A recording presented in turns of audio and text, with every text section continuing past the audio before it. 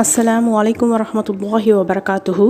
தனது கஷ்டம் கடன்கள் குறித்து முறையிட்ட அபு உமாமா ரலியல்லாஹு அன்ஹு எனும் அன்சாரி தோழருக்கு நபி பெருமானா ஸல்லல்லாஹு அலைஹி வஸல்லம் அவர்கள் ஒரு சிறந்த ஒரு துவாவை கற்பித்து கொடுத்துருக்காங்க. அதை பற்றி தான் நம்ம இன்ஷா அல்லாஹ் இப்போ நம்ம பார்க்க போகிறோம்.